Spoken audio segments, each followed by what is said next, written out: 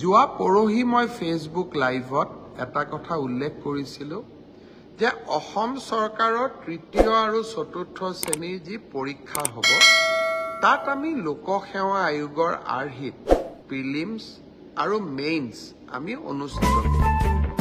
দুই এজন ব্যক্তিয়ে মোক জনাইছে যে পৰীক্ষাত নতুন নিয়ম এই বছৰ কৰিব নালাগে কাৰণ আৰু যিহেতু 2 মাহ আছে গতিকে আমি পুৰণা বা আগৰ বাৰৰ দৰে পৰীক্ষা পতাটো উচিত হ'ব।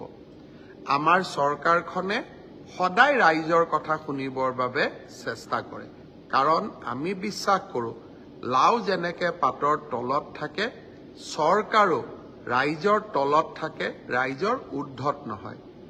যিসকলে মোক এই পৰামৰ্শটো দিছিল দুই এজনে অলপ গালিগালাজো কৰিছে আৰু কিছুমানে ভালকৈ পৰামৰ্শটো দিছে। গালিগালাজ কৰা সকলকো মোৰ মৰম জনাইছো আৰু ভালকৈ কোৱা সকলকো মোৰ সন্মান জনাইছো। আপোনালোকৰ পৰামৰ্শ অহা 2-3 দিনত আমি বিবেচনা কৰিম আৰু যিহেতু পৰামৰ্শটোত মেৰিট আছে যে হয় 2 মাহ থাকোতে পৰীক্ষাৰ পেটাৰ্ণ এটা সলনি কৰিব নালাগে, বিষয়টো আমি ডেফিনেটলি আমি বিবেচনা কৰি অহা 2-3 দিনতে আপোনালোকক ইয়াৰ সিদ্ধান্তৰ বিষয়ে মই অৱগত কৰিম। আজি দিনটোত ছাত্ৰ ছাত্ৰীসকলৰ কল্যাণৰ কাৰণে